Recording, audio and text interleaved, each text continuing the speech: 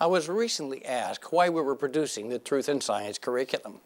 And before I could get my answer said, the questioner continued, are there not already enough science programs available within the Christian community? Now, this is a very good question and one that needs an appropriate answer. First, I must answer yes. There are several good science programs today. But secondly, if the Truth in Science curriculum was just another science program, it would indeed be redundant.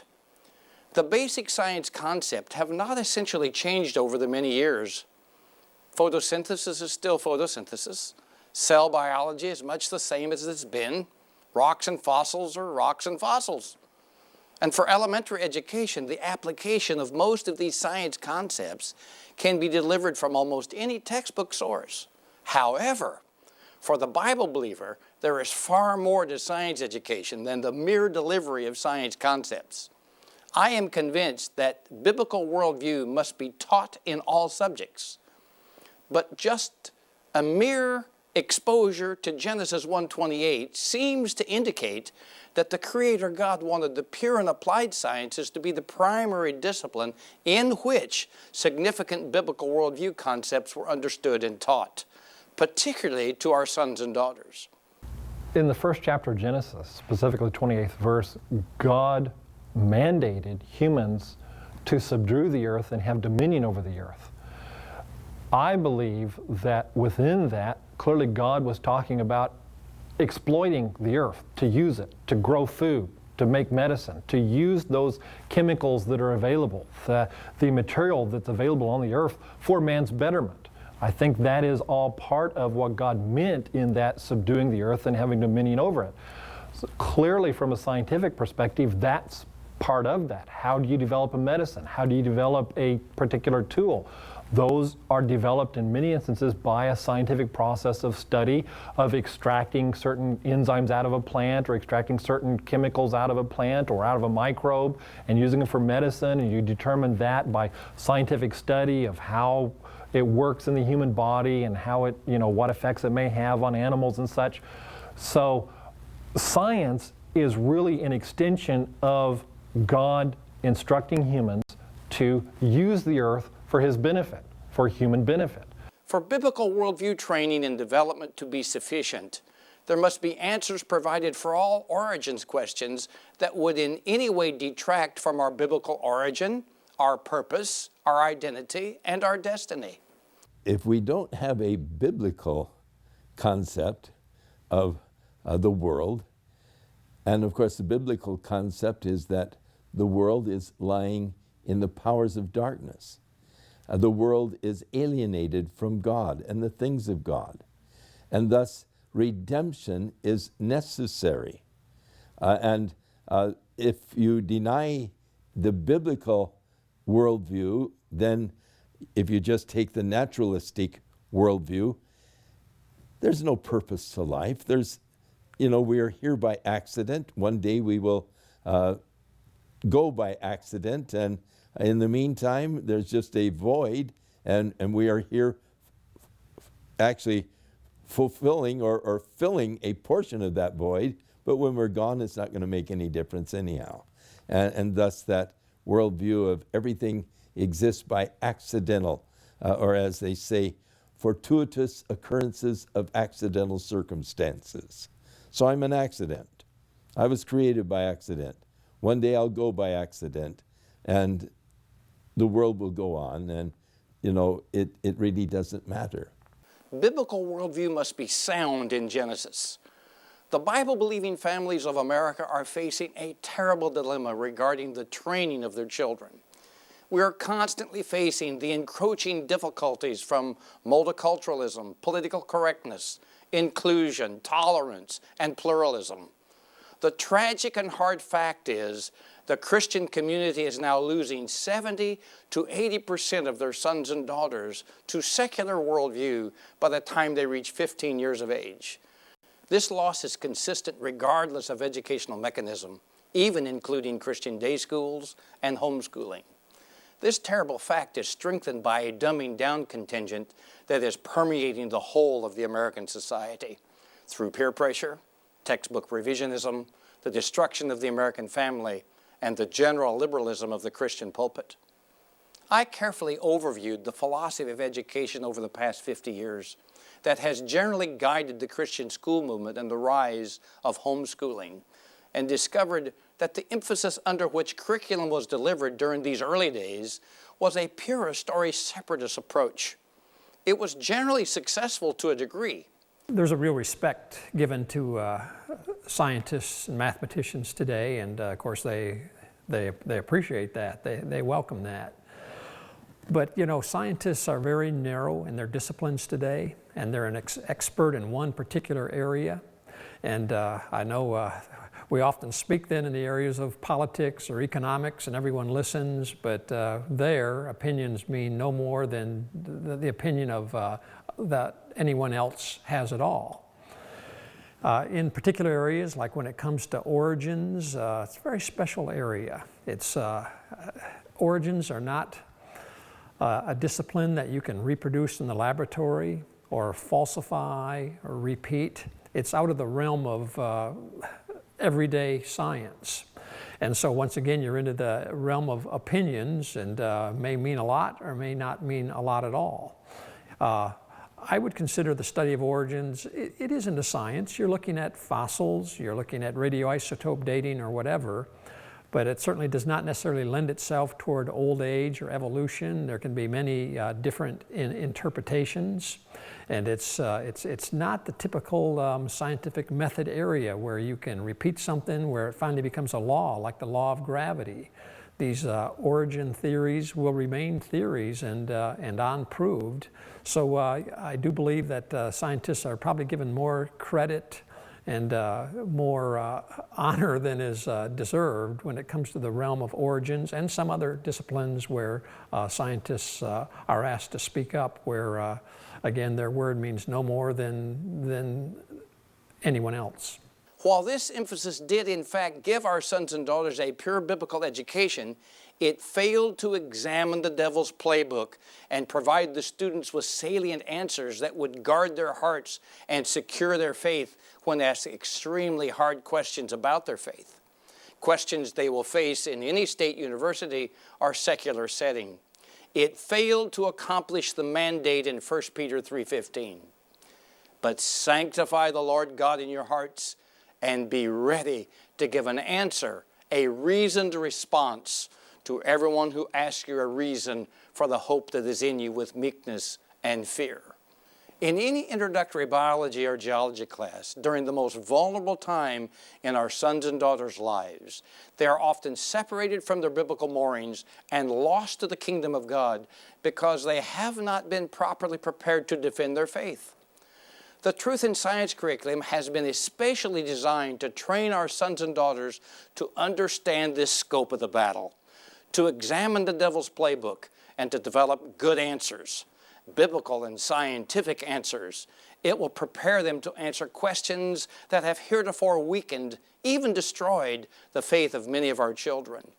Several years ago, I personally asked Dr. Henry M. Morris, the father of the modern revival of biblical and scientific creationism in North America, maybe the world, for permission to use his 18 tenets. He said that would be just fine. Many times my evolutionary colleagues, they would say that it's impossible to be both a Bible believer and a scientist, that the two are different. But I got to tell you, most of the leading scientific giants of the past have all been Bible-believing Christians and creationists. They've done their scientific work from a creationist platform, either Pasteur or Newton or these giants, these science giants were all Bible-believing Christians and creationists. The real key is your definition of science. If you define science, as is done often these days, that science equals naturalism, then obviously a Christian can't be a scientist, but because a Christian believes in the supernatural, not just naturalism. But this is, my evolutionary colleagues are really guilty of being religionists. This is the religion of naturalism, that science is all there is, that there is no supernatural. But to a Christian who believes in the supernatural, I think we can do better science. Because God has enlightened us, we have a true worldview. We have an understanding of the true history of the planet. We can do better science. We can understand Grand Canyon better. We can understand the genes better, the DNA. We can understand biology better because we know the true history of it.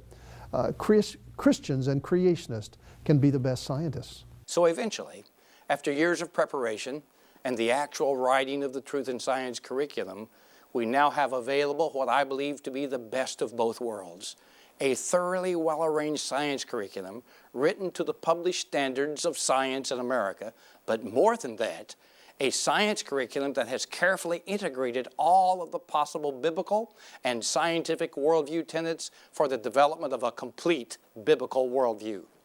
Every science concept delivered provides the maximum worldview information, and it is for this reason that this curriculum is really truth in science. The vision of a science curriculum that could provide good science and biblical worldview has been achieved. We are proud to present Truth in Science.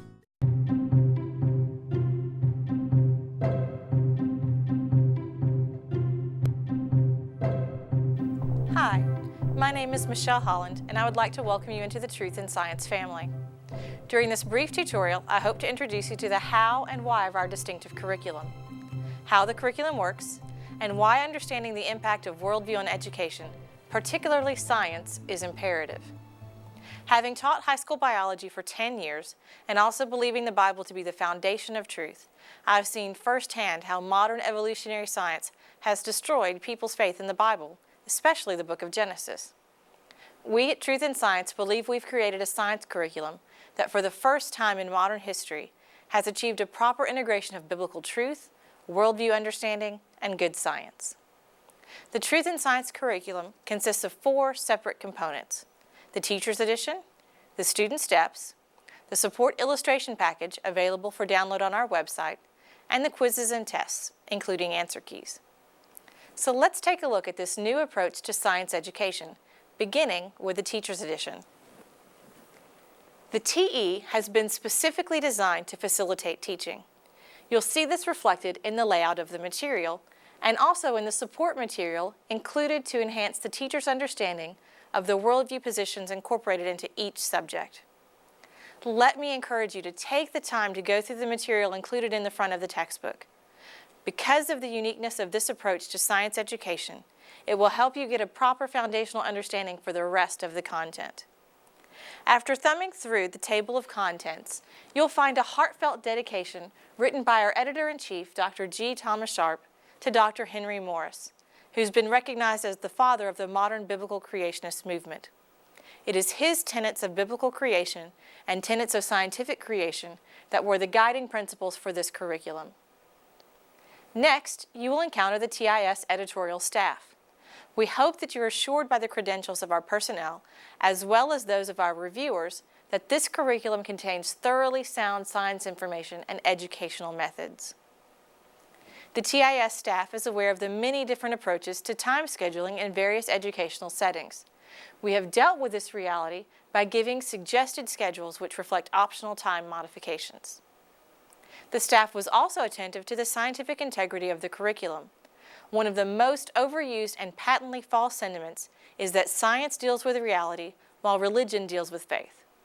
This supposed separation of science and faith has been successfully advanced by modern evolutionary scientists, though their own beliefs rest in faith. The TIS staff believes that good science is foundational in a proper worldview, so they cannot and should not be separated. Therefore, the next thing you will find in your textbook is a breakdown of the National Science Education Standards pertinent to a given grade level, and how these standards were incorporated into each science lesson. As you can see, those under your teaching will receive a complete and solid science education through this curriculum. As is typical in most science textbooks, you will find that we've included a section on safety guidelines. Here, you will find protocol not only for safe scientific investigation, but also for safe conduct while in the field or on field trips. The next and longest section you will encounter in your Teacher's Edition is called Our Educational Philosophy. It is here that you will gain the greatest understanding for what makes this curriculum unique among all other Christian Science curricula, why we've undertaken to produce it, and how the impact of worldview will be integrated into each lesson. In this section, you will be introduced to various concepts that are generally not addressed, such as evidence versus interpretation. What is a biblical worldview? Along with other sections such as treatment of content and how to use truth in science. At the risk of sounding overdramatic, please do not be put off by the length of this section. It is very important to your foundational understanding as a teacher of this curriculum. Last, but by no means least, we've printed for you the 16 tenets of biblical and scientific creation. As was mentioned earlier, these were created by Dr. Henry Morris and the Institute for Creation Research and reflect a solid biblical understanding of the creation around us. To the best of our knowledge, there is no other creation-based science curriculum written around these tenets. Now we're ready to move into the lesson material. I think you'll really be excited as you begin to see what this can do for your students. One of the first things you probably noticed as you thumbed through the table of contents was that the first chapter is not what most would consider to be a science subject, worldview. This just shows how we Christians have accepted the evolutionary separation of science and faith without thinking. In every grade level of truth in science, the first chapter will introduce the concept of worldview. As you turn to the first page of the first chapter, you'll see it laid out in 3 sections. The sidebar on the outside of each page is called Teacher's Commentary. The section located at the bottom of each page is called the tab section, and the large rectangular section in the middle of each page is the lesson content material. At the beginning of each chapter, you will encounter the planning guide, which will show you the lesson titles and their sequence, as well as the objectives and activities for each. Furthermore, you'll also notice that the tab section on this first page reflects the individual tenets from the biblical and scientific tenets of creation, which will be covered in that particular chapter. On the next page, the planning guide continues with a list of the vocabulary words as they're introduced into each lesson, the illustrations needed to support the lesson, and the materials required by the teacher and students, if any, for the lesson. Having now discussed the planning guide, let's return to the formatting of the lesson material. First, let's discuss the teacher's commentary. In the teacher's commentary section, you will find remarks relevant to the worldview aspects of the particular lesson being taught. If there are any evolutionary issues directly tied to a particular lesson subject, you should find commentary addressing this fact. Sometimes, however, the commentary will take a more general approach to the worldview impact. For instance, in the presentation on the planning guide pages, the commentary will address the general implications that worldview has for the chapter's subject matter. Thus, in the remarks included alongside of the planning guide for Chapter 1, Worldview, we find information regarding the subject of intelligent design. Intelligent design can be a double-edged sword, for while the concept recognizes that the world around us is too complex for a random or chance explanation, what it does not and will not do is allow for the definition of that design to be solely tied to the God of the Bible. Therefore, intelligent design can lead one to believe in another supernatural explanation for our universe. This is a worldview issue, for our Creator was very explicit. He will have no other gods before him. Because of this informational layout, we suggest that the teacher should spend time internalizing the content in the teacher's commentary section before moving on to the lesson planning stage. The tab material section at the bottom of the page has been included to further enhance your understanding of the general lesson material and to provide you with pertinent and/or little-known facts about the subject matter.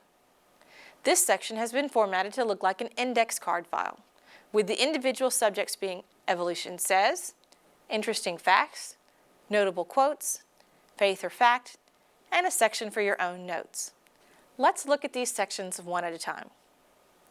Evolution Says is a section dedicated to understanding what the evolutionary philosophy would be regarding a certain subject. It is designed to accomplish at least 2 purposes. 1, to show how familiar concepts embraced by most of us are actually evolutionary in their basis, and 2, to alert you, and therefore your students, to some of the tactics and wording that evolutionists employ to persuade unsuspecting students to embrace their philosophy. Most of the time, we will show you the fallacy of their various positions. Interesting facts are just that, interesting and usually little-known facts about the chapter's subject matter.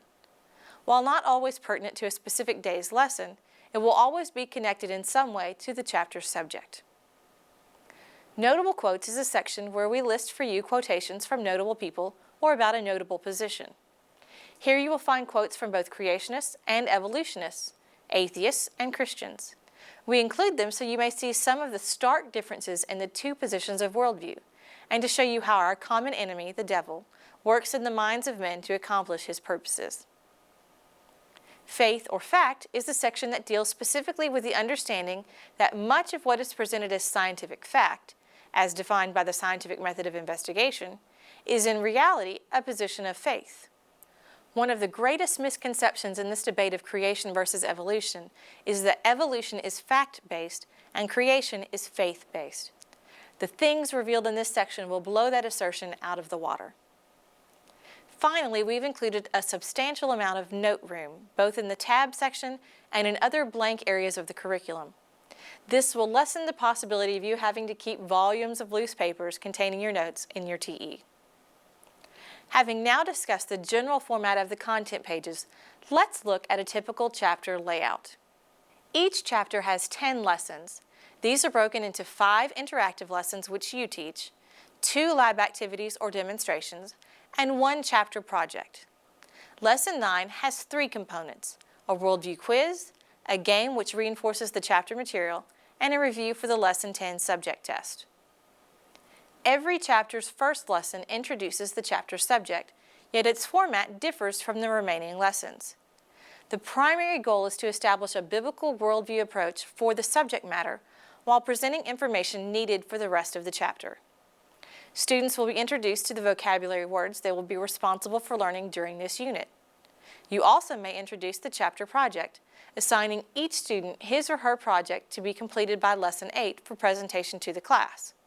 Or, if you prefer, you may assign the project during Lesson 8, but you will need to allow a modicum of time for the students to prepare their presentations.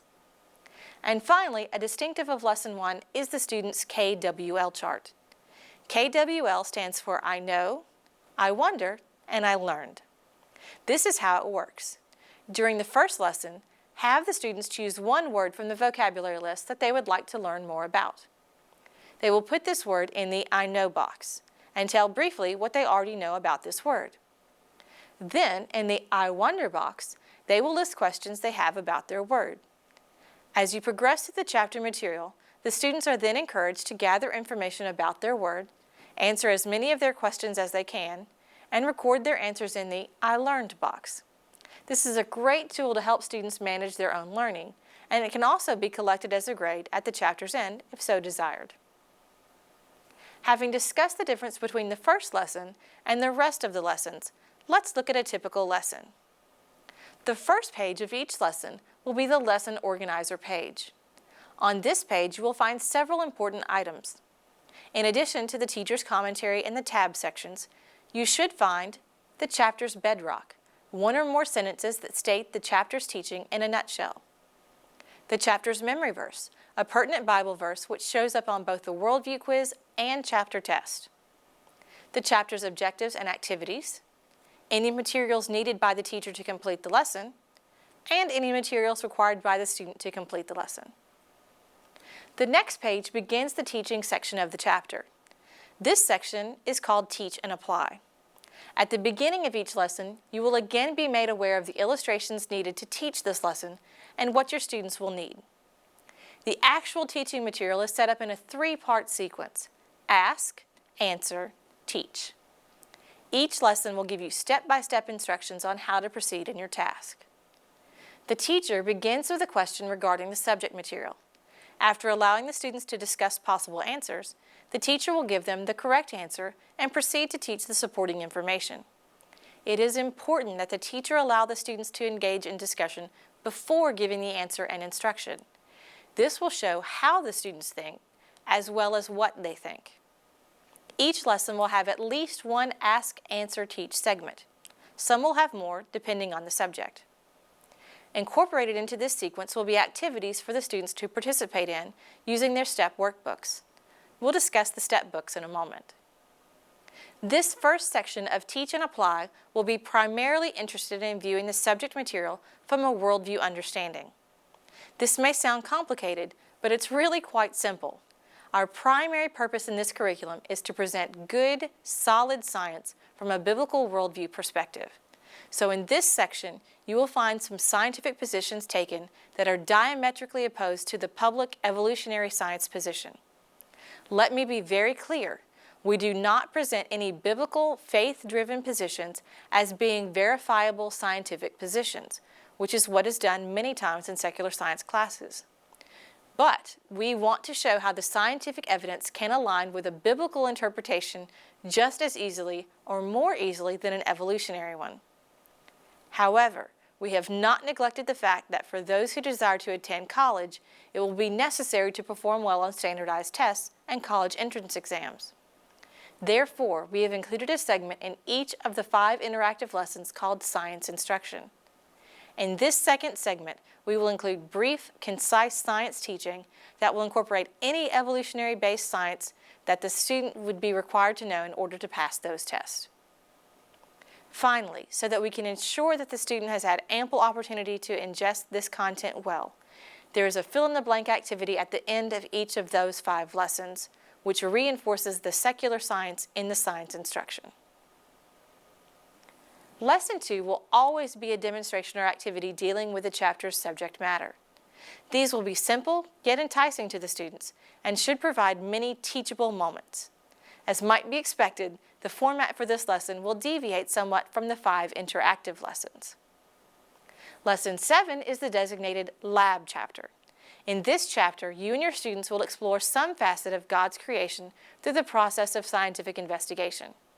And just so you'll know how to do this, the lab for Chapter 1 is, what is the scientific method? It's here where your students will learn how to conduct the rest of their lab activities. Furthermore, to enhance your ability to direct your students, you will find the information and/or directions from their step listed in your TE in blue font.